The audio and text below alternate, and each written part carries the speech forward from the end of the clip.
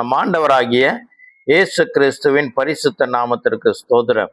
கிறிஸ்து பிரியமானவர்களே, இந்த நாளுடைய செய்தி உண்மைக்கு இது போன வாரத்துடைய ஒரு தொடர்ச்சியாக இருக்கிறது. பாகம் 2.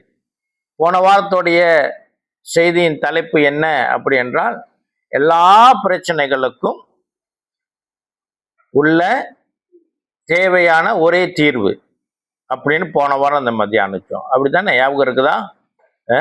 எந்த ஒரு உதாரணத்தின் பேரில் நம்ம தியானித்தோம் அப்படி என்றால், இந்த ஸ்டெம் செல், அதாவது இந்த தொப்புள் கொடி, அம்பிளிக்கல் கார்ட், இதை அந்த நாட்களில் அதை காய வைத்து, அந்த குழந்தை பிறந்து அதை அந்த அம்பிளிக்கல் கார்ட் எடுத்து காய வைத்து, அதை சில நேரங்களிலே அப்படியாகவே ஒரு ஒரு இரும்பு தாயத்து என்று சொல்லுவாங்க, அதில் வச்சு, அல்லது அதை பவுடர் பண்ணி அதை வைத்து, அந்த குழந்தை நோய் வாய்ப்படும் பொழுது, பிற்காலத்தில் 20-30 வருடம் என்ன வயதானாலும் சரி, நோய்படும் பொழுது அந்த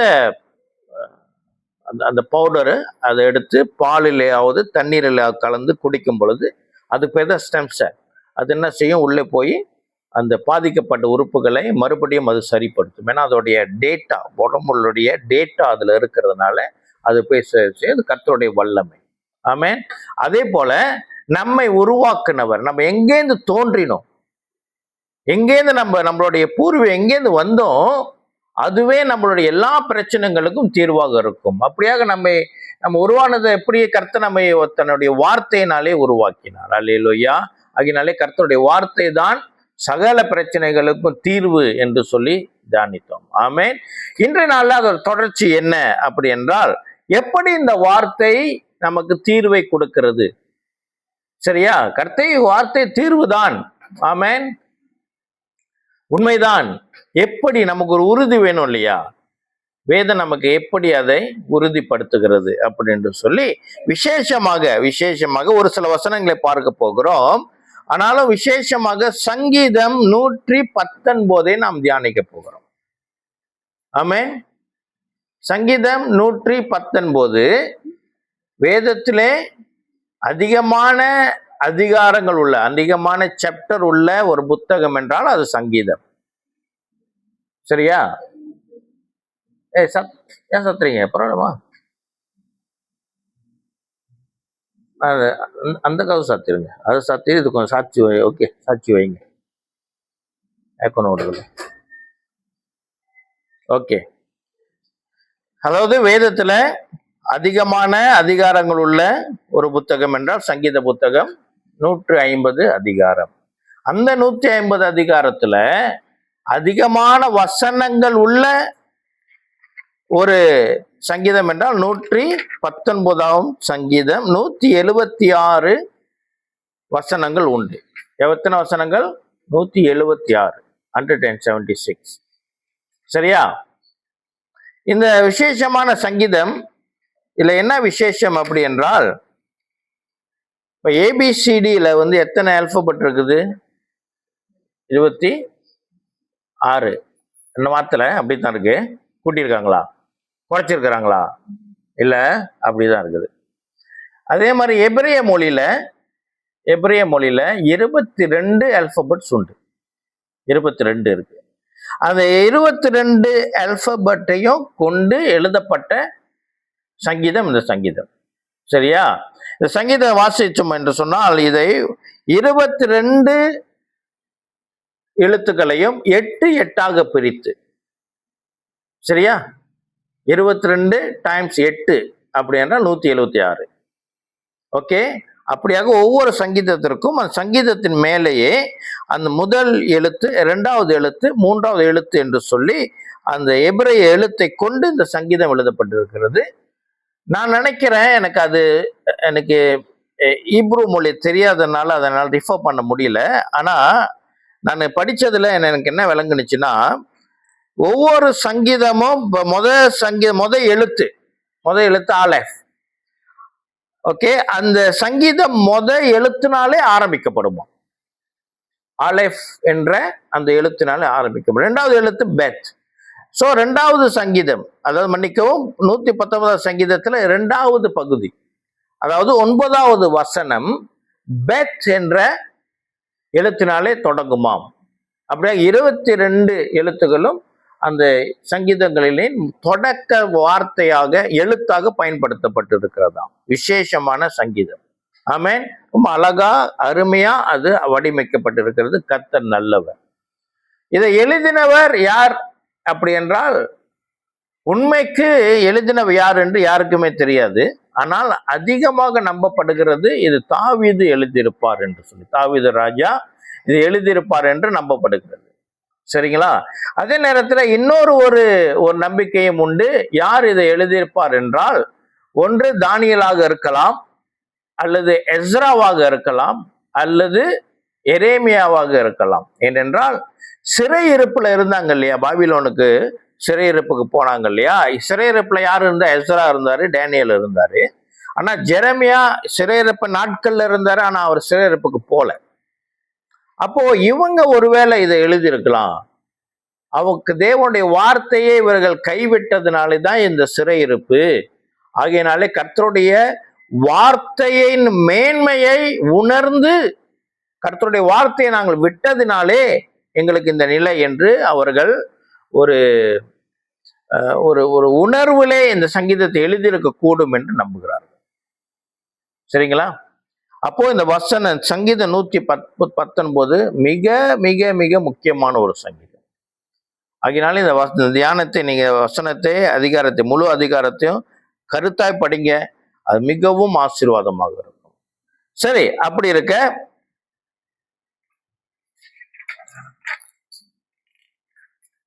நான் முதலே சொன்னது போல கர்த்தருடைய வார்த்தையை குறித்து பேசுகிற இந்த அதிகாரத்திலிருந்து நமக்கு அநேக வெளிப்பாடுகளை கர்த்தர் கொடுப்பார். கர்த்தருடைய வார்த்தை எப்படி நம்மை வழி நடத்தி நம்மளுடைய பிரச்சனைகள் மத்தியிலிருந்து நமக்கு தீர்வை கொடுக்கும், எப்படி இந்த வார்த்தை செயல்படுகிறது அப்படி என்று இந்த முழு அதிகாரத்திலே சில வசனங்களை நாம் அப்படி மேலோட்டமாக வாசிக்க போகிறோம். விசேஷமான ஒரு வசனம் இருக்கிறது, அதை நான் அப்புறம் பார்க்கிறேன், அப்புறம் நான் அதுக்கு வரேன். அதுக்கு மத்தியில முதல் ஆரம்பத்திலிருந்து சற்று அப்படியே நம்ம போவோம், ஒவ்வொரு வசனங்கள்ல எப்படி கர்த்தர் வார்த்தை இருக்கிறது என்று சொல்லி. இப்ப பாருங்க, முதல் வசனம், கர்த்தருடைய வேதத்தின்படி நடக்கிற உத்தம மார்க்கத்தார் பாக்கியவான். அல்லேலூயா. பாக்கியவான், ஆங்கிலத்துல பிளஸட்னு போட்டிருக்கோ, பிளஸட் என்று போட்டிருக்கு. அப்படி என்றால் பாக்கியவான் என்று சொன்னால் அவன், தமிழ்ல நம்ம சொல்லுவோம், ஐயோ அவங்க கொடுத்து வச்சவங்க அப்படி சொல்லுவோம் தானே. அவன் பாக்கியவான், கொடுத்து வச்சவங்க. அவங்களுக்கு அப்படி என்ன அர்த்தம்? அவங்க ஃபுல்லா இருக்கிறாங்க. பாக்கியவான் என்றால் என்ன? அவனுக்கு குறை இல்லையா. பிளஸட் ஒன், ஆசீர்வதிக்கப்பட்டவன், குறை இருக்காதான். அல்லேலூயா. யாரு அப்படி? யாருக்கு அந்த நிலை? இதோ கர்த்தருடைய வேதத்தின்படி நடக்கிற உத்தம மார்க்கத்தார் பாக்கியவான். அல்லேலூயா. இப்போ ஒரு உதாரணம் சொல்றேன். ஒரு வசனம் நம்ம போன வாரம் தியானித்தோம். கர்த்தர் சங்கீதம் எத்தனை? 46 இல்ல, சங்கீதம் 107 20ஆம் வசனம், கர்த்தருடைய வசனத்தை அனுப்பி கர்த்தர் சுகம் கொடுக்கிறார் என்று பார்த்தோம் இல்லையா. இப்ப நமக்கு நோய் வரும் பொழுது, ஏதேனும் நோய் வருது, ஓகே, கர்த்தருடைய வசனம் நமக்கு மருந்தா இருக்கிறது. ஆகையினாலே இப்படி செஞ்சிடாதீங்க, பைபிள்ல ஒரு பக்கத்தை கிழிச்சு அதை அப்படியே தண்ணியில ஊற வச்சு அந்த தண்ணியை குடிச்சா சுகம் கிடைக்கும், அப்படி இல்லை. ஆனா எப்படி சுகம் கிடைக்கும்னா, இதுதான் அதோடைய சீக்கிரம். கர்த்தருடைய வேதத்தின்படி நடக்கிற உத்தம மார்க்கத்தான். இப்ப வேதத்தை நமக்கு ஏதேனும் நோய் நொடிகள் வரும் பொழுது கர்த்தர் வசனத்தை நாம் தியானிக்கிறோம். கர்த்தர் வசனத்துல வல்லமை உண்டு. கர்த்தருடைய வசனம் நம்மோடு கூட பேசும். அந்த வசனம் நம்மை உணர்த்தும், நீ மனம் திரும்ப வேண்டியது எது, அல்லது தேவ ராஜ்யத்துக்கு என்று நீ செய்ய வேண்டியது எது, கர்த்தர் நமக்கு என்ன அழைப்பை கொடுத்திருக்கிறார், எதுல நம்ம குறைப்பட்டு இருக்கிறோம், எதுக்கு நம்ம என்ன கீழ்ப்படியாம இருக்கிறோம், என்று சொல்லி வசனம் பேசும் பொழுது, அதுக்கு நமக்கு கீழ்ப்படியும் பொழுது கர்த்தர் நிச்சயமாய் விடுதலை கொடுப்பார். நிச்சயமாய் கர்த்தர் நமக்கு என்ன செய்வார்? ஆசீர்வாதத்தை கொடுப்பார், சுகத்தை கொடுப்பார்.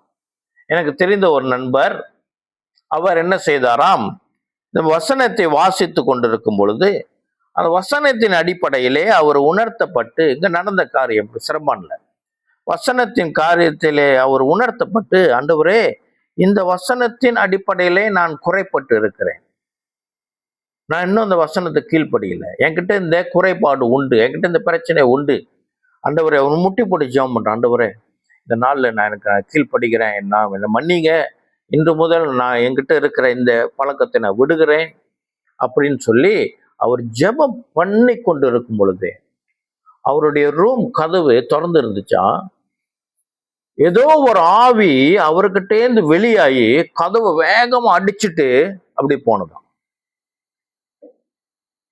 அப்ப அநேக காரியங்களுக்கு, நம்ம வாழ்க்கையில வருகிற அநேக பிரச்சனைகளுக்கு அசுத்த ஆவிகளும் காரணம்.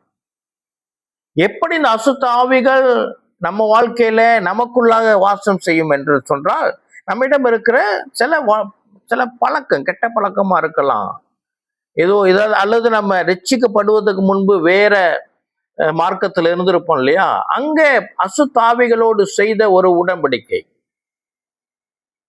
நான் சமீபத்தில் ஒருத்தரை ஒரு இடத்துல சந்தித்தேன், ஒரு கிறிஸ்தவ பிரதர் தான், அவருக்கு வயசு அதிகம், 40க்கு மேலே. அப்போ அவர்கிட்ட பேசி கொண்டு இருக்கும் பொழுதே, அவருக்குன்னு திருமணம் ஆகலை, பேசி கொண்டு இருக்கும் போதே எனக்கு உணர்த்தப்பட்டு நான் அவர்கிட்ட சொன்னேன், பிரதர் நீங்கள் ஆண்டவர்கிட்ட ஜெபம் பண்ணுங்க, என்னன்னா நீங்கள் கர்த்தருக்குள்ள, அவங்க ஆதியிலேருந்து கிறிஸ்தவர்களாக இருந்தாலும் எனக்கு தெரியாத ஒரு பேக்ரவுண்ட் என்னன்னு ஒன்றும் தெரியாது, ஆனால் எனக்கு உணர்த்தப்பட்டதுனால நான் சொன்னேன், பிரதர் நீங்கள் மற்ற மார்க்கத்தின் வழியிலே சென்று ஏதேனும் சில அசுத்தாவிகளோடு கூட நீங்கள் உடன்படிக்கை பண்ணியிருக்கிறீங்க, ஆண்டவர்கிட்ட இந்த மாதத்தில் நீ கர்த்தர் பந்தி எடுக்கும் பொழுது ஆண்டவர்கிட்ட நீங்கள் அறிக்கை செய்து, ஆண்டவரே என்னுடைய இந்த பழைய உடன்படிக்கைகளை நான் கேன்சல் பண்ணுறேன், அதை நான் என்ன செய்கிறேன், அதை கேன்சல், நான் தமிழ் என்ன சொல்கிறது, அதை நான் ரத்து பண்ணுகிறேன், கர்த்தருடைய புதிய உடன்படிக்கையிலே இன்னைக்கு நான் என்னை சேர்த்துக்கொள்ளுகிறேன் ஆண்டவரே அப்படின்னு சொல்லி ஜெபம் பண்ணுங்க சொல்லும் போது அவர் சொன்னார், ஆமாம் பாஸ்டர் நீங்கள் சொல்றது உண்மைதான், நான் கிறிஸ்தவனாக இருந்தாலும் என்னுடைய வாழ்நாளிலே சில நாள் நண்பர்களோடு சேர்ந்து மற்ற இந்த வழிபாடு தலங்களுக்கு நான் சென்றேன், அங்கு சில வழிபாடுகளிலே நான் கலந்து கொண்டேன், ஆனால் உடன்படிக்கை நான் ஒன்றும் பண்ணலையே அப்படின்னு சொல்லி அவர் சொன்னார். உடன்படிக்கை நம்ம செய்ய தேவையில்லை, அசுத்த ஆவிகளோடு கூட அவங்க அந்த அங்கீகரித்து அங்கே போயிட்டோம் அப்படி என்றால், கையெடுத்து வணங்கிட்டோம் அப்படி என்று சொன்னாலே அவங்க கூட என்ன செய்யறோம், நம்ம அக்ரிமெண்ட் சைன் பண்ணப்பட்டது. we made agreement with the evil spirits. So அதை நம்ம தானே போட்டோம், அதான் உள்ள வரலையே, நம்ம செஞ்சதுனால தானே வந்தது, அப்போ நம்ம அதை ரத்து பண்ணணும், சரிங்களா? அப்போ அவர் சொல்லும் போது எனக்கு ஆச்சரியமா இருந்துச்சு, உண்மைதான், அப்போ கர்த்தர் நல்லவர், வெளிப்படுத்துகிறார். அப்போ என்ன செய்யப்படும் அப்படி என்றால், இந்த கர்த்தர் வேதத்தை வாசித்து கொண்டிருக்கும் பொழுதே கர்த்தர் நமக்கு உணர்த்துவார், அந்த வசனம் நம்மை உணர்த்தும் பொழுது நம்ம மனம் திரும்பும் பொழுது கர்த்தர் நமக்கு விடுதலை கொடுப்பார். ஆமென். அதனாலதான் வசனம் சொல்லுது, கர்த்தருடைய வேதத்தின்படி நடக்கிற உத்தம மார்க்கத்தான் பாக்கியவான்கள், இஸ் பிளஸட். இதை நம்ம செஞ்சோம் என்று சொன்னா கர்த்தர் நம்மை வழி நடத்துவார். ஆமென். அடுத்து நான் என்ன செய்கிறேன், முடிந்த அளவு இந்த வசனங்களிலே முதல் வசனத்தை, அதாவது 22 பகுதிகள் இருக்கு இல்லையா, 22 பகுதிகளிலும் முதல் வசனத்தை நான் எடுத்து அப்படியாக பேச விரும்புகிறேன். இப்ப 2வது பகுதி 9ஆம் வசனம், வாலிபன் தன் வழியை எதினால் சுத்தம் பண்ணுவான், உமது வசனத்தின்படி தன்னை காத்து கொள்ளுகிறதினால் தானே. அல்லேலூயா. வாலிபர்கள் ரொம்ப பேர் இருக்கிறீங்க, ஆமென். எத்தனை பேர் இருக்கிறீங்க? 1 2 3 4 5 6 7 8 8 வாலிபர்கள் எங்க இருக்கிறோம். உங்களை சேர்த்துக்கிட்ட வாலிபர் பகுதியில் வேணாமா அங்கிள், உங்களை சேர்த்துக்கிட்ட. சரியா? நம்ம எல்லாருமே வாலிபர்கள் தான். நான் ஏன் சொல்றேன்னு சொல்லட்டுங்களா? இந்த வேதம் எழுதப்பட்டது 3000 வருஷத்துக்கு முன்னதாக. ஓகே, அப்போ 3000 வருஷம் வசனம் எங்க இருக்குது? இந்த வசனம் எழுதப்பட்டது 3000 வருஷம். நம்ம எங்க இருக்கிறோம்? அப்ப நம்ம எல்லாம் வாலிபர்கள் தானே. ஆமென், ஆமென். அப்ப நம்மை சுத்தப்படுத்தணுமா?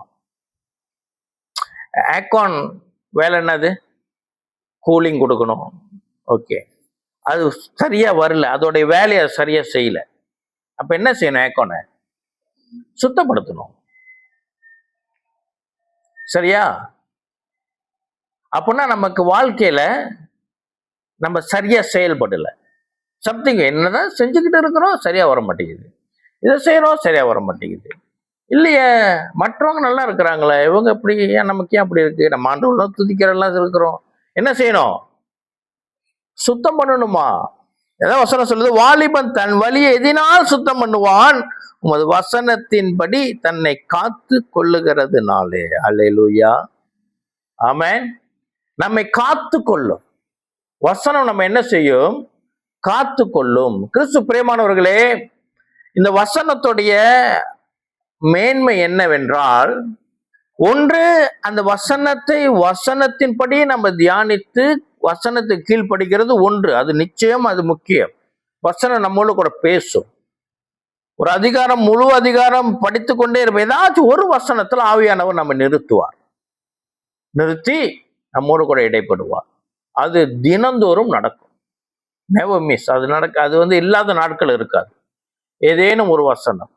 அப்ப அதுக்கு நம்ம இடம் கொடுக்கணும். கருத்தாய் படிக்கணும். வேத வசனத்தை நம்ம எப்படி படிக்கணும்? கருத்தாய் படிக்கும் பொழுது. அப்படியே வேக வேகமா படிச்சுட்டு போனோம்னா நமக்கு அது செயல்படாது. அது ஒரு விதம். இன்னொரு விதம் உண்டு. இந்த வசனமே வல்லமை உள்ளதா இருக்கிறதுனால இதற்கென்று நம்ம கர்த்தரோடு ஒரு ஒரு ஒரு ஒரு டீல் பேசி தினந்தோறும் இதை படிக்கும் பொழுது இந்த வசனத்துல இருக்கிற வல்லமை நம்ம என்ன செய்யுமா? பாதுகாக்கும். போகையிலே பாதுகாக்கும், வருகையிலே பாதுகாக்கும். The word has power. இது உண்மை. இதை வாசிச்சு இந்த வழி நடத்து இந்த பழக்கம் உடையவர்களுக்கு நமக்கே தெரியாது. ஆனால் நான் நம்புறேன், ஒரு நாள் நம்ம பரலோகத்துக்கு போவோம். ஆண்டவர் அவர் நம்ம ஃபைலை திறந்து காட்டுவார். எங்கெங்கெல்லாம் நான் உன்னை பாதுகாத்தேன், எந்தெந்த இடங்கள்லாம் நான் உன்னை பாதுகாத்தேன் அப்படின்னு சொல்லி ஆண்டவர் நம்ம காட்டும் போது தான் தெரியும். நம்ம நினைச்சு இருக்கிறோம், இப்ப இருக்கிற சின்ன பிரச்சனைகள், கொஞ்சம் பிரச்சனை வருது இல்லையா, இதை பார்த்து ஆண்டவர் என்ன கைவிட்டுட்டாரோ, ஆண்டவர் என்ன சந்திக்கலையோ அப்படின்னு சொல்லி நினைப்போம். ஆனா அங்க போகும்போது ஆண்டவர் காட்டுவார், இதெல்லாம் சின்னது, உன்னை எவ்வளவு பெரிய பிரச்சனை காப்பாத்திருங்க, பாருன்னு எடுத்து காட்டினார்தான் தெரியும். ஆமென். கர்த்தர் செய்வார். அல்லேலூயா. வாலிபர்கள் என்னது பெரிய போராட்டம். வாலிபர்கள் வாழ்க்கை மிகப்பெரிய போராட்டம். ரொம்ப நம்ம என்ன செய்வோம், பார்த்துக்கிட்டே இருப்போம். மற்றவங்களுடைய லைஃப் ஸ்டைல் நமக்கு ரொம்ப ஆசையா இருக்கும். அவங்களுடைய ஸ்டைல் ஃபாலோ பண்ணோம், இவங்களுடைய ஸ்டைல் ஃபாலோ பண்ணோம். அதனாலதான் இந்த செலிபிரிட்டிஸை மேன்மைப்படுத்துறதே வாலிபங்க தான். செலிபிரிட்டிஸோடைய அவங்களுடைய மவுசு கூடுது இல்லையா, இவரு அப்படின்னு சொல்லி அவங்க ரசிகர்கள் அதிகமாகறாங்க இல்லையா, யாரு? வாலிபர்கள் தான். வாலிபர்கள் ஈர்க்கப்படுவாங்க. ஆமா இல்லையா? உலக வாழ்க்கைன்னு சரி ஸ்டைல பார்த்து இப்ப ஆல்கோஹாலா இருக்கட்டும், அது புகை பழக்கம், சிகரெட்டா இருக்கட்டும், அல்லது ட்ரக்ஸா இருக்கட்டும், இவங்கள்ட்ட போய் கேளுங்க, இந்த பழக்கத்தில் உள்ளவங்கள்ட்ட இது எப்படி உங்களுக்கு வந்தது அப்படி என்றால் அவங்க நிச்சயமா ஒரு பதில் சொல்லுவாங்க. ஏதோ ஒரு ஆசைக்கு தான் இதை செய்யுது, ஒரு ஆசைக்கு. ஸ்கூல் படிக்கும் பொழுது எனக்குலாம் அந்த அனுபவம் இருக்கு. ஸ்கூல் இன்னைக்கும் அந்த பழக்கம் இருக்குது மலேசியாவில். அது இன்னும் அவங்க ஒரு கட்டுப்பாட்டுக்குள்ளாக கொண்டு வர மாட்டாங்க. ஸ்கூல் முடிந்து வெளியே வந்தோடனே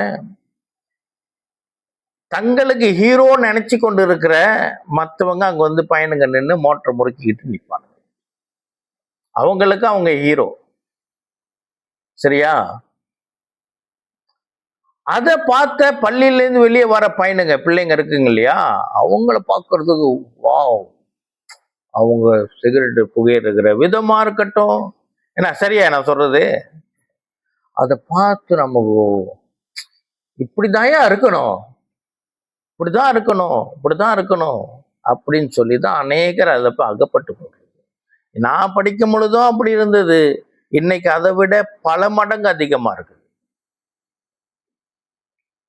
அப்ப எப்படி இதுல தப்பித்துக் கொள்றது? உலக மாயையிலேருந்து எப்படி, அந்த மாயை ஒரு இன்னொரு வசனம் இருக்கு, அப்புறம் பார்ப்போம்.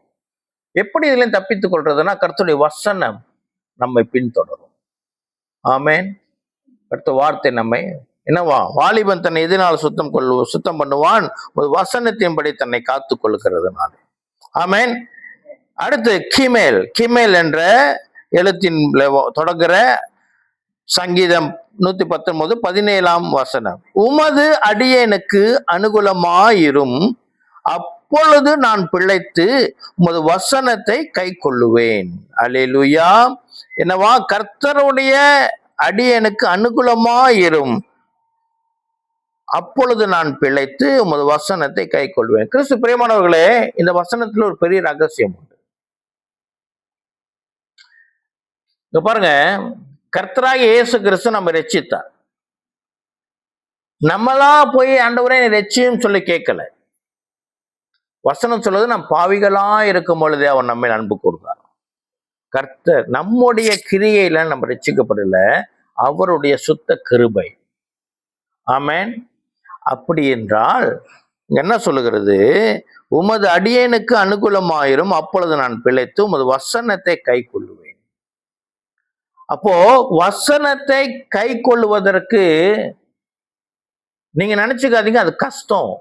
நான் செய்யணும், நான் படிக்கணும், நான் போகணுமே, நான் செய்யணும், நான் படிக்கணும், நான் கீழ்ப்படியணும், எவ்வளவு கஷ்டம், இதை ஏன் செய்ய சொல்லிக்கிட்டே இருக்கிறாங்க? அப்படி அல்ல. நம்ம செய்ய வேண்டியது ஒன்னே ஒன்று, கீழ்ப்படிதல். we just obey. நம்ம வசனத்தை படிக்க வேண்டியது, அவர் நம்மை வழி நடத்துவார். என்ன வசனம் சொல்லுது பாருங்க, வசனத்தை கை கொள்றதுனாலே உமது அடியனுக்கு நீங்க அனுகூலமா இருந்து நான் பிழைப்பேன் அப்படி சொல்லல. வசனத்தை என்னது, வசனத்தை நான் கை கொள்ளணும் ஆண்டவரே. ஆகையினாலே கர்த்தர் என் மேல் அனுகூலமா இருங்க, கர்த்தர் எங்க மேல் இருங்க, கிருபை பாராட்டுங்க, இரக்கம் பாராட்டுங்க. ஆமேன். அப்படி என்றால் இந்த வசனத்தை நம்ம பெருமை பாராட்டுறதுக்கு ஒண்ணுமே இல்லை. வசனத்தை வாசிக்கிறோம், கீழ்ப்படுகிறோம், மனம் திரும்புகிறோம், எல்லாம் பரிசுத்த ஆவியான நம்மை செய்வார், வழி நடத்துவார். நம்ம போய் பெருமை பாராட்டக்கூடாது. நான் வார்த்தை வாசிக்கிறதுனாலதான் ஆண்டவர் என்னை உயர்த்தினார், அப்படி இல்லை, அவருடைய கிருபை. வசனத்தை வாசிக்க வைக்கிறதே அவர் தான், ஆவியானவர் தான். ஆமேன். அடுத்து என்ன என்ன எழுத்து சொல்லுங்க, இங்கிலீஷ்ல இருக்குதா? உங்க பைபிள்லாம் இருக்குது. ஒரு ஜக்ஷன் உங்க பைபிள் இருக்குதா? மேல வார்த்தை என்னது, டாலெட். ஓகே. அதுல 25ஆம் வசனம், என் ஆத்துமா மண்ணோடு ஒட்டி கொண்டிருக்கிறது, உமது வசனத்தின்படி என்னை உயிர்ப்பியும். அல்லேலூயா. என் ஆத்துமா மண்ணோடு ஒட்டி கொண்டிருக்கிறது, உமது வசனத்தின்படி என்னை உயிர்ப்பியும். மண்ணோடு ஒட்டி கொண்டு இருக்குதான் என்ன அர்த்தம் அப்படின்றால், அதுதான் மண்ணு தான் ஆக கீழே இருக்குது, அப்படிதானே? இது பல அர்த்தங்கள் கொடுக்க முடியும். அப்படி வேகமா போறேன். அதாவது என்னோட ஆத்மா மரித்த நிலையில இருக்கிறது. என்னது, ஆத்மா அப்படி இருக்குதா? மரித்த நிலையில இருக்குதான். கர்த்தர் உயிர்ப்பியும். ஆமேன். அப்போ நம்ம தேவனோடு என்ன செய்வோம், அவருடைய உறவை நம்ம உண்மையிலேயே உணர ஆரம்பிப்போம். ஒரு செத்த பிணத்துக்கு பக்கத்துல என்னதான் உறவுகள் கத்தி அழுதாலும் அதுக்கு உணர்வு இருக்காது. ஆமா இல்லையா? அப்ப நம்ம ஆத்துமா தேவனோடு உறவாடுகிறதாய் கர்த்தர் நம்மை படைத்திருக்கிறார். அப்ப கர்த்தருடைய உறவு, கர்த்தருடைய அன்பு, கர்த்தருடைய அனுகூலம், கர்த்தருடைய கரம் நம்மை உணர வேண்டும் என்றால் நம்ம ஆத்துமா உயிர்ப்பிக்கப்பட வேண்டும். அதனாலதான் கர்த்தர் நம்ம ரட்சித்திருக்கிறார். ரட்சித்த பிறகும் சிலருடைய வாழ்க்கையில அந்த ஆத்மா மரித்த நிலையில தான் இருக்கும். அதாவது எப்படின்னா ஆண்டவரோடு உறவு இல்லாத நிலை. அப்ப கர்த்தருடைய வார்த்தை என்ன செய்யுமாம்? நம்ம ஆத்மாவை உயிர்ப்பித்து கர்த்தருடைய உறவிலே நம்மை ஸ்திரப்படுத்தும். அப்ப அது ஒரு வித்தியாசமா அனுபவமா இருக்கும். நீங்க காலையில பைபிளை வாசிச்சுட்டு, அதாவது பைபிளை வாசிக்கணும், காலையில தான் வாசிக்கணுமா அப்படின்னு ஒன்று விதிமுறைகள் இல்லை. ஆனா உங்களுக்கு ஏத்த மாதிரி நீங்க பிளான் பண்ணிக்கிங்க. நான் காலையில வாசிக்கிறது வழக்கம். என்னுடைய அனுபவத்துல நான் என்ன சொல்லுவேன், காலையில வாசிக்கிறது சிறந்தது. காலையில வசனத்தை படித்து நாளை தொடங்கும் பொழுது நம்முடைய வாழ்க்கை எப்படி இருக்கும், அந்த நாள் முழுவதும் மகிழ்ச்சியா இருக்கும். அன்னைக்கு ஒரு சிஸ்டர் ப்ரே பண்ணிட்டு, மனைவிக்கு ப்ரே பண்ணிட்டு அவங்க சொன்னாங்க, இந்த குழந்தையினாலே உங்களுடைய வாழ்க்கை சந்தோஷமாக போகிறது அப்படின்னாங்க. சும்மா வாய்க்கு வந்தவங்களாம் அடிச்சு விடக்கூடாதுங்க. என் வாழ்க்கை ஏற்கனவே சந்தோஷமா தான் இருக்கு. இயேசு கூட இருக்கிறார். ஆமென். ஆமாங்களா இல்லையா? இயேசு கூட இருக்கிறாரு. அந்த கர்த்தர் சந்தோஷத்து கூட, அதை விட பெரிய சந்தோஷம் வேற ஒன்றும் இல்லை. இன்னும் 7 பிள்ளை பிறந்தாலும் இயேசு கொடுக்குற சந்தோஷம் அந்த அளவுக்கு வராது. இல்லை, 7 பிள்ளை பிறந்தாரு, இதான் கடைசி. அவங்க தாங்க முடியாது அதுக்கு மேல. சரிங்களா? அப்போ ஒருத்தவங்க ப்ரே பண்ணிட்டு இப்படி சொன்னாங்க, இந்த இந்த குழந்தையினால உங்களுக்கு மகிழ்ச்சி வரும்போது, இல்லைங்க நான் ஏற்கனவே மகிழ்ச்சியா தாங்க இருக்கிறேன், கர்த்தருடைய வார்த்தை கூட இருக்குது. ஆமென், அல்லேலூயா. கேஸ்னா இன்னும் 1/2 மணி நேரம் தாங்குமா? ஓகே, ஆமென். இதை உணரணும். நான் சொல்றேன் பாருங்க, ஜோக் சொல்ல உண்மையிலேயே கர்த்தர் வார்த்தை நம்மை மகிழ்ச்சியாக வைத்திருக்கும். என்னது? என் ஆத்துமா மண்ணோடு ஒட்டி கொண்டு இருக்கிறது, உமது வசனத்தின்படி என்னை உயிர்ப்பியும். கர்த்தரோடு உள்ள உறவுல கர்த்தர் நம்ம உயிர்ப்பிப்பார். ஆமென். அப்போ நம்ம வசனத்தை வாசிக்கும் பொழுது நம்முடைய வாழ்க்கை, பிரச்சனைகள் வரும், கொஞ்ச நேரம் வரும், அதுக்கப்புறம் அது பிரச்சனை தீருதோ இல்லையோ, நம்ம சமாதானத்தை இழந்துட மாட்டோம், நம்மை சமாதானப்படுத்தும். அடுத்த வசனம் என்ன, அந்த எழுத்து சொல்லுங்க. 33ஆம் வசனத்துக்கு மேல ஒரு எழுத்து இருக்கு இல்லையா? என்னது? ஏ. ஏ. தமிழ் அழகா போட்டிருக்கு அந்த ஏ என்ற எழுத்து. இங்கிலீஷ் எப்படி போட்டிருக்கு? ஈன்னு போட்டிருக்கா? சரி, நான் ஹீப்ரு படிச்சுட்டு அது உண்மையான ப்ரொனவுன்சியேஷன் அப்படி சொல்றேன். 33ஆவது வசனம், கர்த்தாவே உமது பிரமாணங்களின் வழியை எனக்கு போதியும், முடிவு பரியந்தம் நான் அதை காத்து கொள்வேன். அல்லேலூயா. கிறிஸ்து பிரியமானவர்களே, வேத வசனம் கர்த்தருடைய பிரமாணம். கர்த்தருடைய பிரமாணம்னா அவருடைய இருதய விருப்பம், அவருடைய என்னது, அவருடைய கொள்கைகள். கர்த்தர் எப்படியாப்பட்டவர், அவர் யார்? இப்போ ரொம்ப க்ளோஸ் ஃப்ரெண்ட், அவரை சாப்பிட கூப்பிடுறீங்க வீட்டுக்கு, அவங்க நல்லா தெரியும் உங்களுக்கு.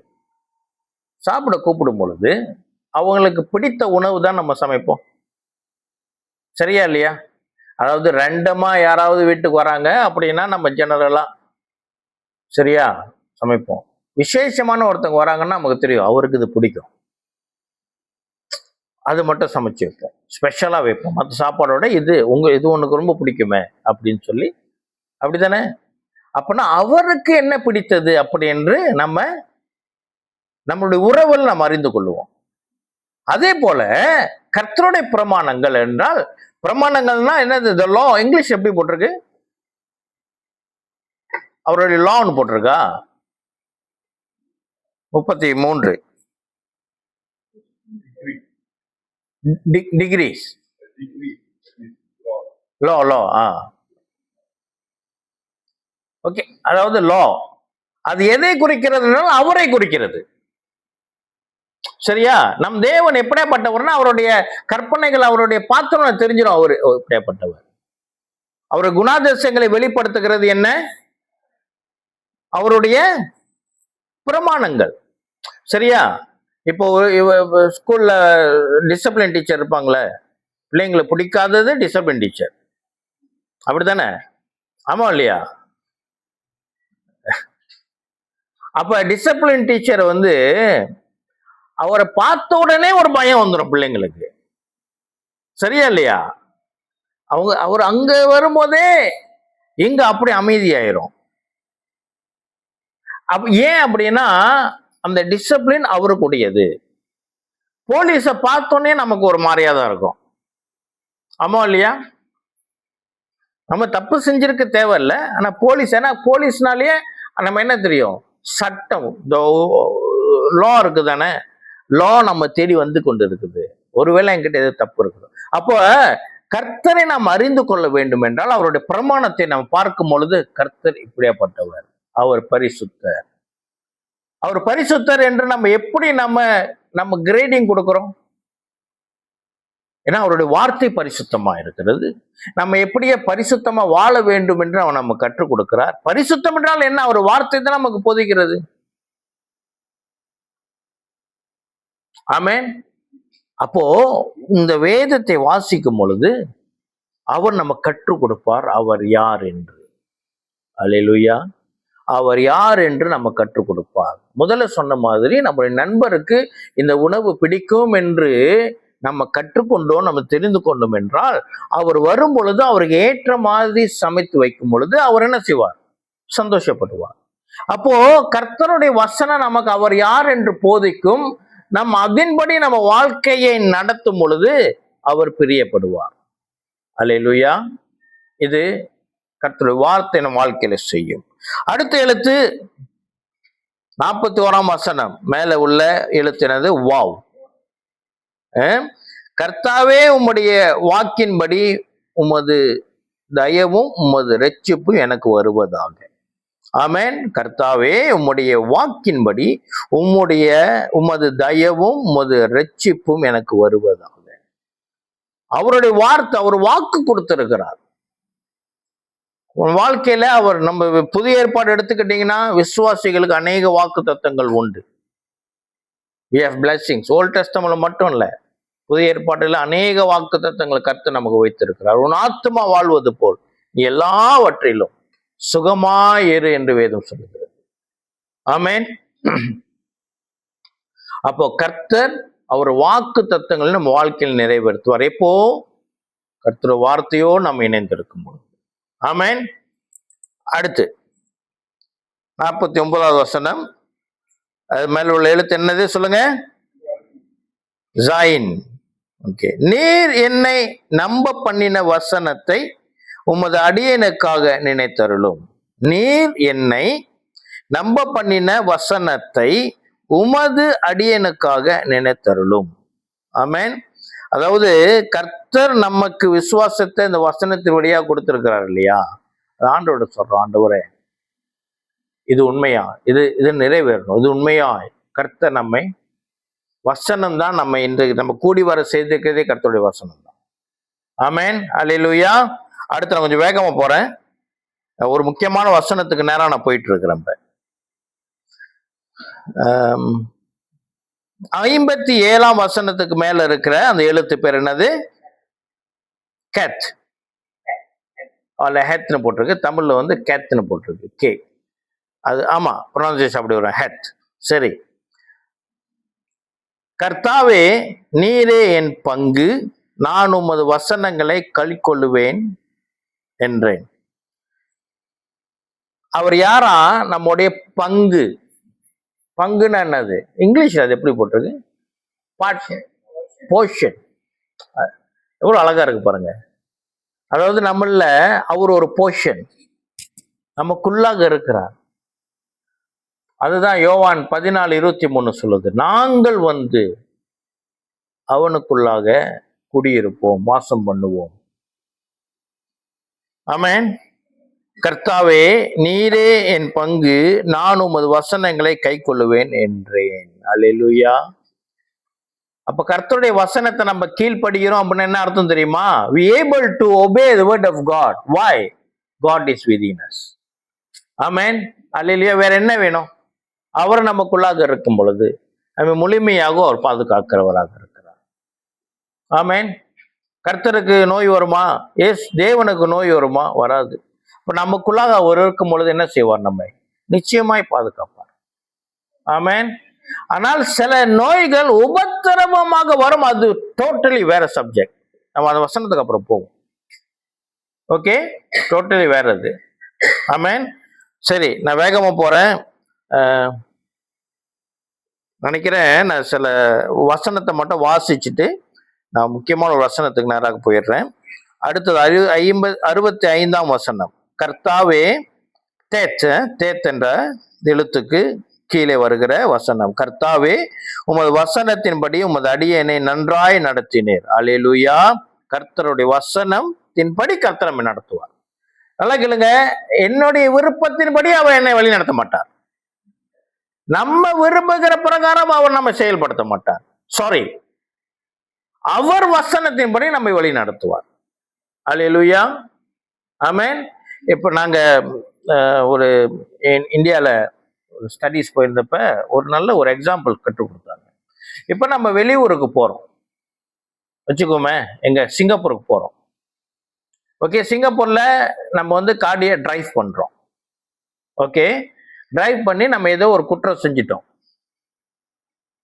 ஆனா அந்த குற்றம் மலேசியால அது குற்றம் அல்ல, சிங்கப்பூர்ல அது குற்றம். ஆனா நம்ம பிடிபட்டுட்டோம். பிடிச்சிட்டு நீங்க இந்த குற்றம் செஞ்சிட்டீங்க, டிரைவிங்ல நீங்க மிஸ்டேக் செஞ்சிட்டீங்க அப்படின்னா நம்ம அவங்ககிட்ட சொல்ல முடியாது, ஐயோ எனக்கு தெரியாத அப்படின்னு நம்ம அவங்ககிட்ட சொல்ல முடியாது. நான் சிங்கப்பூர்ல வாகனத்துல கைய வச்சேன்னு சொன்னாலேயே அங்க இருக்கிற சட்டத்தை நான் அறிஞ்சிருக்கணும். அறியாமை ஒரு என்ன சொல்றது,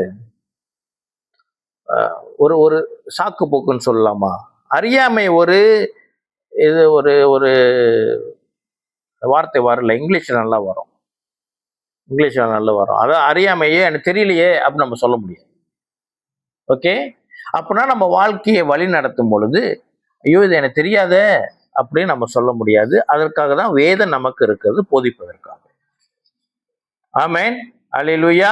நம்ம ஞாயிற்றுப்பன்னைக்கு நம்ம இப்ப ஆண்டவரோட சொல்ல முடியாது, ஆண்டவரே எனக்கு தெரியாது ஆண்டவரே. ஆனால் தான் ஒரு வசனம் சொல்லுகிறது, அந்த ஒரு வசனம் கடல் தாண்டி மலைகள் தாண்டி எங்கெங்கயோ இல்லை, உன் கையில இருக்குது. எத்தனை பேர் பைபிள் படிக்கிற பழக்கம் உண்டு? விட்டு படித்தாலும் சரி, எல்லாரும் நம்ம ஆண்டவர்கிட்ட கணக்கு கொடுக்கணும். ஐயோ ஆண்டவரே எனக்கு தெரியாத அப்படின்னா பைபிள் உங்ககிட்ட தானே இருந்துச்சு, கர்த்தர் நம்ம கணக்கு கொடுக்கணும். ஆமென். அடுத்த வசனம் யோட் 73ஆம் வசனம். உம்முடைய கரங்கள் என்னை உண்டாக்கி என்னை உருவாக்கிட்டு உம்முடைய கற்பனைகளை கற்றுக்கொள்ள என்னை உணர்வுள்ளவன் ஆக்கும். கர்த்தருடைய கரம் நம்மை உண்டாக்கினது. ஆமென். வார்த்தையானவர் நம்மை உண்டாக்கினார். ஆமென். அல்லேலூயா. அடுத்தது 81ஆம் வசனம். கப். உம்முடைய ரட்சிப்புக்கு என் ஆத்துமா தவிக்கிறது, வசனத்திற்கு காத்திருக்கிறேன். வசனத்துக்கு நம்ம காத்திருக்கிறவங்களாக இருக்கணும். ஆமென். வசனம் நமக்காக காத்திருக்க கூடாது, நம்ம வசனத்துக்காக காத்திருக்கணும். அல்லேலூயா. லாமேட் 89ஆம் வசனம். கர்த்தாவே, உமது வசனம் என்றென்றைக்கும் வானங்களில் நிலைத்திருக்கிறது. அல்லேலூயா.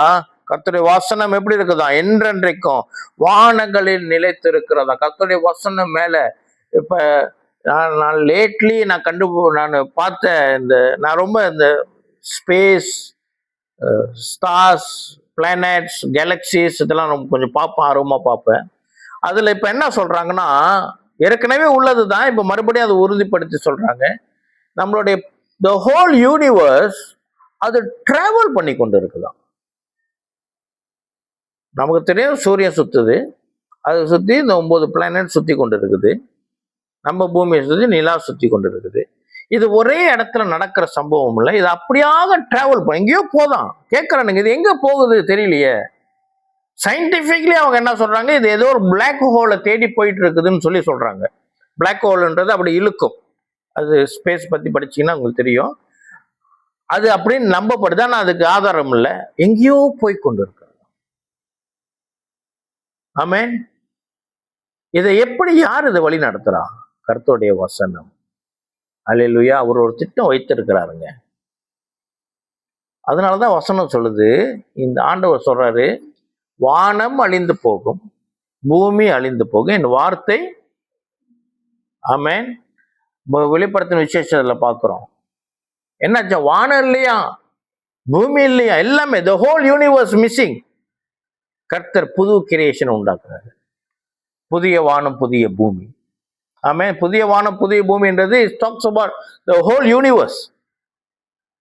புதுசா இது எங்கேயோ போயிட்டு இருக்குது, ஒரு முடிவை தேடி போயிட்டு இருக்குது, புதுசு வருகிறது. அல்லேலூயா. இது அவருடைய வார்த்தை நிலைத்திருக்கும், நானும் நீங்களும் இருப்போம். ஆமென். அல்லேலூயா. அதுதான் நம்முடைய, நான் ஒரு நாள் அதை கற்றுக் கொடுப்பேன் கண்டிப்பா. புதிய வானம் புதிய பூமியில புதிய எருசலேம் இறங்கி வருமா? புதிய எருசலேமுடைய மெஷர்மென்ட் என்ன தெரியுமா? ஜக்ஷன் உங்களுக்கு தெரியுமா? புதிய எருசலேம் ஜெருசலேம் இன்னைக்கு இருக்கு இல்லையா, புதிய ஜெருசலேம் வருமா? அதோட மெஷர்மென்ட் எவ்வளவு தெரியுமா? அது ஒரு பாக்ஸ போல இருக்கும்.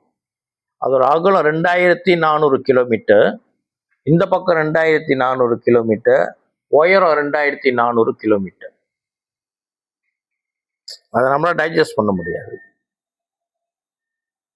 அது யாருன்னா அது விஷயம், அதுதான் ஒரு ஆச்சரியம். அது யாரு தெரியுமா? கிறிஸ்துவின் மனமாட்டி, நம்மளை ரிசம்பிள் பண்றது. அது நம்ம அங்க தூண்களா இருப்போம்னு சொல்லி வசனம் சொல்லுது. அங்க போய் பார்ப்போம் எப்படி இருக்கு, நாள் வருகிறது பக்கத்துல. ஆமென். சரி, லாமேட் முடிச்சிட்டோம். மேம் 97வது வசனம், உமது வேதத்தில் நான் எவ்வளவு பிரியமாயிருக்கிறேன், நாள் முழுதும் அது என் தியானம். நாள் முழுதும் அது என் தியானம். இதனாலதான் நான் சொன்னேன், காலையில படிக்கிறது சிறப்பு என்று சொல்லி. காலையில வசனத்தை படிக்கும் பொழுது அந்த நாள் முழுதும் அந்த வசனத்தை நாம் தியானிக்க முடியும், நினைவு கூற முடியும். அல்லேலூயா. ஒருவேளை இரவுல தான் அந்த வாய்ப்பு இருக்கிறது அப்படி என்றால் பரவாயில்ல, இரவுல படித்து அது நீங்க மறுநாள் முழுவதும் அதை தியானிக்கும்படி அது நமக்கு உதவி செய்யும். ஆமென். சரி, முக்கியமான வசனம் 105, உம்முடைய வசனம் என் கால்களுக்கு தீபமும் என் பாதைக்கு வெளிச்சமுமாய் இருக்கிறது. மிகவும் முக்கியமான வசனம். கிறிஸ்து பிரியமானவர்களே, உமது வசனம் என் கால்களுக்கு தீபமும் என் பாதைக்கு வெளிச்சமுமாய் இருக்கிறது. கால்களுக்கு அது தீபமாம், என்னுடைய பாதைக்கு அது வெளிச்சமாம். இது எப்படி அப்படி என்றால், இது அந்த நாட்கள் இருந்த ஒரு பழக்கம். நல்லா கேளுங்க. நமக்கு இருக்கிற மாதிரி எலக்ட்ரிசிட்டி அங்க அப்போ இல்லை, ஸ்ட்ரீட் லைட்டும் இல்லை. இரவு நேரம்னா அது இருட்டுனா இருட்டு. அப்படி அவங்கள்ட்ட இருக்கிற ஒரே ஒரு அவைலபிலிட்டி நிலா வெளிச்சம். நிலா வெளிச்சம் இல்லாத நேரத்துல கூட அவங்க இரவுல பயணிக்கணும்னா, இரவுல பயணம் ரொம்ப குறைவு அவங்க செய்கிறது. சரியா? எங்கேயாவது ஒரு இடத்துல போய் ராத்திரி தங்கிடுவாங்க. நம்மள மாதிரி இங்க விடிய விடியெல்லாம் காடி வாகனத்தெல்லாம் ஓட்டுறது இல்லை. ஏன்னா என்ன ஒரு முக்கியமான காரணம், வெளிச்சம் இல்லை. அப்போ அவங்க என்ன செய்வாங்க, இவங்களுடைய கால்கள் இருக்கு இல்லையா, இந்த இடத்துல ஒரு விளக்கை கட்டி கொள்வாங்க. ஒரு தீபம் உள்ள விளக்கு இருக்குல்ல, மண்ணெண்ணெய் விளக்கு இந்த மாதிரி இருக்கு இல்லையா, அதை காலில் கட்டிக்குவாங்களாம். 2 கால்லையும் அதை கட்டிக்கிட்டு தான் நடப்பாங்களாம். இரவு நேரத்துல போக வேண்டிய சூழ்நிலை இருக்கும் பொழுது அது என்ன செய்யும், அவங்க போற வழியை காட்டும். போகிற வழி இதுதான் வழி. ஏன்னா இருட்டுல வழி தெரியாது. 1. 2 என்னன்னு சொன்னா, இரவு நேரத்துல பூச்சிகள் பாம்புகள் இதெல்லாம் இருக்கும் இல்லையா, இந்த பக்கத்துல நம்ம கிட்ட வராதான். ஏன்னா அது விளக்கெண்ணா சூடு இருக்கும், கிட்ட வராது. நமக்கு ஒரு எச்சரிப்பு. நமக்கு அந்த வெளிச்சம், கொஞ்சம் வெளிச்சம் ராத்திரி நேரத்துல ஒரு கேண்டில் கொளுத்துறோம். வெளிச்சத்துல பாத்தீங்கன்னு சொன்னா அந்த கேண்டலோட வெளிச்சம் வேற எங்கேயும் நமக்கு பரவாது. கொஞ்சம் நல்ல வெளிச்சம் இருக்கு தானே, இங்க ஒரு கேண்டில் கொளுத்து வைக்கிறோம். ஓகே, அந்த கேண்டலோட வெளிச்சம் அந்த கேண்டலை மட்டும்தான் தெரியும். புரியுதா என்ன சொல்றேன்னு? கேண்டலோடைய வெளிச்சம், மெழுகுத்திலே வருகிற அந்த வெளிச்சம் இங்க நமக்கு பார்க்க முடியாது. ஆனா இரவுல வெளிச்சமே இல்லை, லைட்டே இல்லை. அந்த கேண்டலோட வெளிச்சம் எங்க பார்க்க முடியும்? வீடு முழுதும் பார்க்க முடியும். ஆமென். அப்படியாக ராத்திரியில அந்த ஒரு காலில் இருக்கிற ஒரு விளக்கு என்ன செய்யும், அவங்க பாதைய முழுச வழி நடத்தும். முன்னாடி என்ன இருக்குன்னு தெரியாது. கிறிஸ்து பிரியமானவர்கள், நம்ம வாழ்ந்து கொண்டு இருக்கிற நாட்கள் இந்த உலகமானது இருள் நிறைந்ததாக இருக்கிறது. அந்த இருள் எங்கெங்க இருக்கும் அப்படி என்றால், நம்ம வேலை செய்யற இடத்துல இருக்கும், படிக்கிற இடத்துல இருக்கும், வியாபாரம் செய்யற இடத்துல இருக்கும், நம்ம குடியிருக்கிற இடத்துல இருக்கும். இந்த இருளிலிருந்து நம்மை பாதுகாக்கிறது கர்த்தருடைய வசனம். We don't know what is ahead us. நமக்கு முன்னுக்கு என்ன இருக்கிறது நமக்கு தெரியாது. பிள்ளைங்களை படிக்க அனுப்புறோம், அங்க என்ன இருக்கு நமக்கு தெரியும். நேற்று என் நண்பரோட பேசி கொண்டு இருந்தேன். அவர் மகனுடைய படிப்புக்கு ஒரு காலேஜ்ல போய் பதிஞ்சிட்டாங்களாம். பதியும் பொழுது பணத்தையும் கட்டிட்டாங்களாம், ஏதோ டெபாசிட் கட்டியிருப்பாங்க போல. அப்புறம் அவருடைய அந்த ஷெட்யூல் எடுத்து பார்க்குறாராம். காலையில் 8 மணிலிருந்து சாயங்காலம் 6 மணி வரைக்கும் அந்த காலேஜ் எப்படியாக பிளான் பண்ணி வச்சுருக்கிறாங்களாம். பிள்ளைங்களோட லைஃப் இங்கே தான், அங்கே ஜிம் இருக்குதான், அங்கே ஆக்டிவிட்டீஸ் இருக்குதான், எல்லாமே அங்கே இருக்குது. அப்போ அவர் சொன்னாரா, என்னங்க நாங்கள் படிக்கணும்னு ஸ்கூல் படிக்கும்போது அப்படி இல்லையே, காலையில் போனால் கொஞ்ச நேரம் படிப்போம் வந்துடுவாங்க, எல்லாம் மதியத்தில் போனால். இப்போ நீங்கள் என் பிள்ளைய என்கிட்ட ஃபுல்லாக கம்ப்ளீட்டாக பிரித்து எடுத்துடுறீங்க. அப்போ நீங்கள் என் பிள்ளைங்களை கல்வி கற்றுக் கொடுக்குறீங்களா, அவங்க லைஃப் ஸ்டைலை மாற்றுறீங்களா அப்படின்னு சொல்லி அவர் அந்த ரெஜிஸ்டர் பண்ணலேருந்து அவர் கொண்டு வந்துட்டார், வேணாம் அப்படின்னு. அப்போ அங்க இருள் பார்த்துட்டு இருக்கும், காத்து கொண்டு இருக்குது. பிள்ளைங்க படிக்கிறதா அனுப்புறோம், ஆனா அங்க என்ன இருக்குன்னு தெரியாது. ஆகியனால பெற்றோர் பிள்ளைகளை வசனத்திலே கட்ட வேண்டும். போகிற இடத்துல வசனம் அவர்களை பாதுகாக்கும். அல்லேலூயா. நம்ம செய்யற தொழில்ல என்ன காத்து கொண்டு இருக்கு நமக்கு தெரியாது. ஆமென். நம்ம போவதற்கு முன்பதாகவே இப்போ வெளிச்சம் காலில் கட்டி இருக்கிறாங்க, சரியா, நேரா போக போறாங்க, ஃபுல்லா இருள். இவங்க அங்க போறதுக்கு முன்பதாகவே வெளிச்சம் அங்க போயிடும். சரியா, அதுதான் என்னோட இடம், போய் சேரணும். எனக்கும் அந்த இடத்துக்கும் நடுவுல என்ன இருக்குன்னு எனக்கு தெரியாது. ஆனா நான் போய் சேர்றதுக்கு முன்பதாகவே வெளிச்சம் அங்கு போயிடும். அப்ப அந்த வெளிச்சத்தின் பாதையில நான் சுகமாய் நலமாய் போய் சேருவேன். இப்போ கர்த்தருடைய வார்த்தை நம்ம வாழ்க்கையில இருக்கும் என்று சொன்னால், நம்ம எதெல்லாம் திட்டம் பண்ணுகிறோமோ அது வசனத்தை படி திட்டம் பண்ணி நம்ம அந்த போய் சேருவது, தொழிலாக இருக்கட்டும், கல்வியாக இருக்கட்டும், வாழ்க்கையில் உள்ள குடும்ப காரியங்களாக இருக்கட்டும், நம்ம போய் சேருவதற்கு முன்பதாக நம்முடைய கர்த்தருடைய வார்த்தை நம்மை அங்கு நின்று வரவேற்கும். நீ சரியா வந்து சேர்ந்திருக்கிற. அல்லேலூயா. ஆமென். இன்னும் மற்ற வசனங்களை நீங்க வீட்டில் போய் தயவாய் வாசிங்க. 119 கண்டிப்பா வாசிங்க. இன்னும் ஒரு 2 புதிய ஏற்பாட்டிலிருந்து 2 வசனங்களை நான் சொல்லி நாம் ஒரு ஜெபித்து ஒரு முடிவுக்குள்ளாக வருவோம். ஒன்று யோவான் 16:33.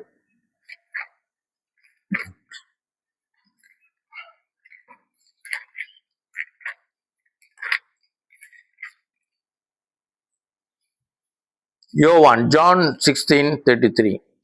என்னிடத்தில் உங்களுக்கு சமாதானம் உண்டாயிருக்கும் பொருட்டு இவைகளை உங்களுக்கு சொன்னேன். உலகத்தில் உங்களுக்கு உபத்திரவம் உண்டு, ஆனாலும் திடன் கொள்ளுங்கள், நான் உலகத்தை ஜெயித்தேன். ஆமென். கிறிஸ்து பிரியமானவர்களே, யார் சொல்றா? கர்த்தராகிய இயேசு கிறிஸ்து சொல்லுகிற வார்த்தை. அவரே வார்த்தையானவர். கர்த்தருடைய வார்த்தை என்னவாம்? இயேசு உலகத்தை ஜெயித்தாராம். கர்த்தருடைய வார்த்தை உலகத்தை ஜெயித்து விட்டது. கிறிஸ்து பிரியமானவர்களே, அப்படி என்றால் இந்த உலகம் நமக்கு சத்ரு. The world actually is an enemy for us. அந்த enemy ஆண்டவர் என்ன செஞ்சிட்டாராம்? ஜெயிச்சிட்டாராம். சரியா? ஒரு கூட்டம் enemy நிக்கிறாங்க, 100 பேர் நிக்கிறாங்க, எல்லாம் பயங்கரமானவங்க, ஆபத்தானவங்க. அவங்க மத்தியில நம்ம போனோம், நம்ம என்ன செய்வாங்க? நம்மளை அப்படியே சாப்பிட்டுருவாங்க. ஆனா அவங்களை ஜெயிச்சவர் என் கூட இருக்கிறாரு. அந்த 100 பேரையும் ஜெயிச்ச ஒரு வாரியர், ஒரு யுத்த வீரன், 100 பேரையும் ஜெயிச்சவங்க. அவங்க எல்லாம் இவர்கிட்ட தோத்தவங்க. அவரை கை பிடிச்சிட்டு போறேன், அவங்க என் மேல கை வைக்க முடியுமா? நமக்கு போகும்போதே அதெல்லாம் நவுந்துருவாங்க அப்படியே. ஆமென். உலகத்தை அவர் ஜெயித்து விட்டார். அல்லேலூயா.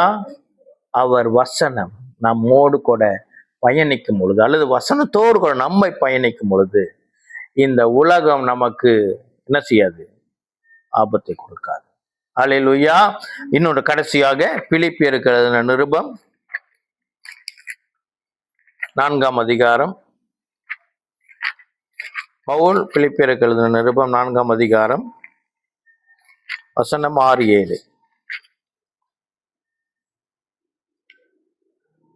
நீங்கள் ஒன்றுக்கும் கவலைப்படாமல் எல்லாவற்றையும் குறித்து உங்கள் விண்ணப்பங்களை ஸ்தோத்திரத்தோட கூடிய ஜெபத்தினாலும் வேண்டுதலினாலும் தேவனுக்கு தெரியப்படுத்துங்கள். அப்பொழுது எல்லா புத்திக்கும் மேலான தேவ சமாதானம் உங்கள் இருதயங்களையும் உங்க சிந்தைகளையும் கிறிஸ்து இயேசுவுக்குள்ளாக காத்துக்கொள்ளும். என்னவாம்? நமக்கு புத்திக்கு வராத எட்டாத ஒரு சமாதானம் நம்மை எப்படி காத்து கொள்ளுமா? கிறிஸ்து இயேசுவுக்குள்ளாக காத்து கொள்ளுமா? கிறிஸ்து இயேசு இருக்கிறாராம், அவருக்குள்ளாக நம்ம எல்லா பிரச்சனைகள் மத்தியிலும் நம்மை கிறிஸ்துக்குள்ளாக நாம் பாதுகாக்கப்படுவோமாம். அப்ப கிறிஸ்து என்றால் இயேசு கிறிஸ்து நமக்காக இறங்கி வந்தவர், ஆதியிலே வார்த்தையாக இருந்தவர். இந்த வசனம் நம்ம எல்லா வேலையிலும் நமக்கு ஆறுதல் கொடுக்கும். கர்த்தருடைய வசனம் நமக்கு எப்படி ஆறுதல் கொடுக்கணும்? ஒரு சாட்சியோட நான் ஒரு நிறைவு கொண்டு வருகிறேன். நான் ஏறக்குறைய ஒரு 20 வருஷத்துக்கு முன்பதாக நான் கத்தோலிக்க சர்ச்சை ஊழியம் செஞ்சு கொண்டு இருக்கிறேன். சில சூழ்நிலைகளின் நிமித்தம் நான் என்ன செஞ்சுட்டேன், சரி நான் ப்ரீச் பண்ணுறதே நிப்பாட்டிட்டேன். நான் டிசைடட் நாட் டு ப்ரீச். அங்கே ப்ரீச் பண்ண வேணாம்னு சொல்லிட்டு நான் தீர்மானம் எடுத்துட்டேன். சரிங்களா? அப்படி என்னுடைய நண்பர், அவர் ஒரு பாஸ்டர். அப்போ அவர் பாஸ்டர் இல்லை தான். ஆமாம், அப்போ அவர் பாஸ்டர் இல்லை. அப்போ என்கிட்ட அவர் சொன்னார், இல்லை பிரதர், நீங்கள் அப்படி செய்யக்கூடாது. இது கர்த்தர் உங்களுக்கு கொடுத்த தாளந்து, நீங்கள் இதை நிறுத்தக்கூடாது, நீங்கள் போதிச்சு கொண்டே இருக்கணும் அப்படின்னு சொல்லி அவர் சொன்னார்.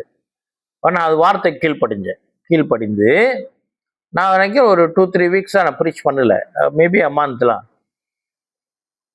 அன்னைக்கு இரவுல நான் உட்காந்து அந்த வருகிற நாளுடைய ப்ரீச்சிங்கை ரெடி பண்ணிக்கிட்டு கொண்டு இருக்கிறேன். அப்போ என்னுடைய இன்னொரு நண்பர் பாஸ்டர், அவர் எனக்கு அப்போ வாட்ஸ்அப்பில் SMS தான் ஒரு வசனத்தை அனுப்புகிறார். அப்போஸ்தலர் நடபடிகள்லேருந்து வசனத்தை அனுப்புகிறாரு. நீ தொடர்ந்து பேசிக்கொண்டே இரு, எனக்கென்று ஜனங்களை நான் வைத்திருக்கிறேன். ஆமென். அப்போஸ்தலர் நடபடிகளில் பவுலுக்கு ஆண்டவர் தரிசனமாகி இதை சொல்லுகிறார், நீ தொடர்ந்து பேசிக்கொண்டே இரு அப்படின்ட்டு. இதுதான் அந்த வசனம். பாருங்க, அந்த ஏற்ற சூழ்நிலையில அந்த வசனம் நம்மை சேரும். ஆமென். உறுதிப்படுத்தும், பலப்படுத்தும், ஸ்திரப்படுத்தும், பலத்தை கொடுக்கும்.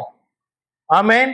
கர்த்தருடைய வசனம் நம்மை நிச்சயமாய் அவருடைய சந்நிதியில் போய் சேருகிற வரைக்கும் நம்மை வழிநடத்தும். அல்லேலூயா. எழுந்து ஜெபித்து ஒப்பு கொடுப்போம். நன்றி செலுத்துகிறோம் ஆண்டவரே, கிருபையின் தகப்பனே, உமக்கு நன்றி. அல்லேலூயா. ஓ ராரா சந்திரே, கர்த்தருடைய வார்த்தைக்கு நன்றி செலுத்துகிறேன் ஆண்டவரே. கர்த்தருடைய வார்த்தை எங்களுக்கு ஆறுதலாகவும், எங்களை வழி நடத்துகிறதுக்காகவும், எங்களை புடமெடுக்கிறதுக்காகவும், எங்களை ஸ்திரப்படுத்துகிறதுக்காகவும், எங்களை பூரணப்படுத்துகிறதற்காகவும், உம்முடைய சாயலாக மாற்றுகிறதுக்காகவும் உங்களுடைய வார்த்தைக்கு நன்றி செலுத்துகிறோம். வார்த்தையானவருக்கு நன்றி செலுத்துகிறோம். திருத்துவ தேவனுக்கு நன்றி செலுத்துகிறோம் ஆண்டவரே. பிதாவே, வந்திருக்கிற யாவருடைய வாழ்க்கையிலும் சிறியோரிலிருந்து முதியோர் வரைக்கும் உடைய வார்த்தை உடைய கரமர்களோடு இருந்து கர்த்தருடைய வருகை மட்டும் விசுவாசத்தை காத்து கொண்டு எங்களுடைய வாழ்க்கையிலே ஜெயம் எடுக்கிறவர்களாக, இதோ உலகத்தை ஜெயித்தவர் நீரல்லவா, உம்மோடு கூட பயணித்து எங்களுடைய வாழ்க்கையின் எல்லா பகுதிகளிலும் சவால்களிலும் எங்களை ஜெயத்தை ஏறெடுக்க, ஜெயம் கொள்ளுவதற்கு கர்த்தருடைய வார்த்தை எங்கள் யாவருக்கும் துணையாய் இருக்கும்படி பரிசுத்த ஆவியானவர் அதை எங்களுக்கு விளக்கும்படியாகவும் கற்றுக் கொடுக்கும்படியாகவும் ஜெபித்து ஒப்பு கொடுக்கிறேன். பிள்ளைகளை இயேசுவின் நாமத்தில் ஆசீர்வதித்து ஜெபிக்கிறேன். ஜெபம் கேளும் எங்கள் ஜீவன் உள்ள நல்ல அப்பாவே, இயேசுவின் மூலம் ஏற்றுக்கொள்ளுகிறேன், ஏறெடுக்கிறேன் ஆண்டவரே. ஆமேன், ஆமேன், ஆமேன். கரங்களை உயர்த்தி பிதாவாகிய தேவனாலும் கர்த்தராகிய இயேசு கிறிஸ்துவினாலும் பரிசுத்த ஆவியானவருடைய அன்னுடைய ஐக்கியத்தினாலும் நன்மையும் கிருபையும் இரக்கமும் சமாதானமும் கர்த்தர் வருமளவும் நம்மோடு கூட இருப்பதாக.